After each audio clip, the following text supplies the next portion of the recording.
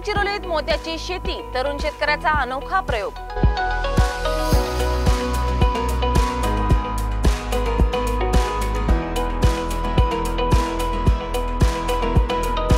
गडचिरोली जिल्ह्यातील सिरोंचा तालुक्यात प्राणहिता, गोदावरी सारख्या बारामाही नद्या वाहतात। त्यामुळे या तालुक्यात कापूस, मिरची आणि भाताचं पीक मोठ्या प्रमाणात घेतलं जातं। मात्र पारंपरिक शेती न करता अधिक उत्पादन घेणारी शेती कसावी, यासाठी येथील रवी बोंगोनी या तरुण शेतकऱ्याने मोती संवर्धन करण्याचा पर्याय निवडलाय। यातून त्याला कसा अधिक नफा मिळत आहे, या स्पेशल रिपोर्ट मध्ये बघूया। रवीने आपल्याकडे असलेल्या शेतातील 0.20 हेक्टर आर जागेवरील खड्डा खणून त्यात त्यांनी मोती संवर्धन सुरू केले। मोती संवर्धनासाठी तयार केलेल्या खड्ड्यात रवीने मत्स्यपालनही सुरू केले आहे। त्यामुळे त्यांना एकाच ठिकाणाहून दुहेरी नफा प्राप्त होतोय। मागील 3 वर्षापासून माझ्या शेतात मी मोती पालन चालू केलं। माझ्या मोती पालनचा एरिया आहे 30 बाय 30 मीटरचा आणि 8 फीट डीप आहे। त्याच्यात मी मागील 1 वर्ष आधी 15 लाखाचा इन्व्हेस्टमेंट केलं आणि पुढच्या जानेवारी 2026 मध्ये याची मुदत संपणार आहे।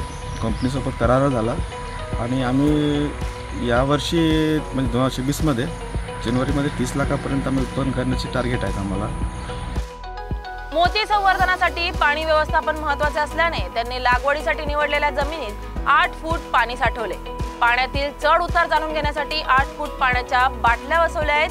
सिरोंचा तालुक्यात गोडा पाण्यातून मोत्याची शेती करणारा रवी बोंगोनी हा पहिलाच शेतकरी ठरलाय। माझ्या प्रशिक्षण 2015-16 मध्ये सिफामध्ये झालं होतं। मत्स्यपालनासाठी गेलो होतो आम्ही। तेव्हा आम्ही तिथं आम्हाला बाजूला एका एरियामध्ये की त्यात प्रशिक्षण चालू होतं मोतीचं आणि आम्ही उत्सुक होतो की प्रशिक्षण पाहण्यासाठी। तर आम्ही दोन्ही प्रोग्राम पाहिला की मोती आणि फिशीचं। आम्ही तेव्हापासून आम्ही प्रयत्नात होतो की आम्हाला मार्केट भेटला पाहिजे, पण मार्केट तेव्हा भेटला नव्हता। हळूहळू आम्ही प्रयत्न केला। नंतर आम्हाला एकदा कंपनीसोबत करार झाला आणि या वर्षी आमचं 3रं वर्ष आहे। हा प्रयोग करताना पहिल्या वर्षी त्यांना 5 लाख रुपयांची गुंतवणूक करावी लागली। शिंपल्यांची खरेदी, जाळे यांसह विविध वस्तूंवर त्यांना खर्च आला। मात्र 15 ते 16 महिन्यात त्यांना दुप्पट उत्पादन मिळाले। मागील 3 वर्षापासून रवी बोंगोनी मोत्याची शेती करत असून त्यातून त्यांना मोठा नफा मिळतोय।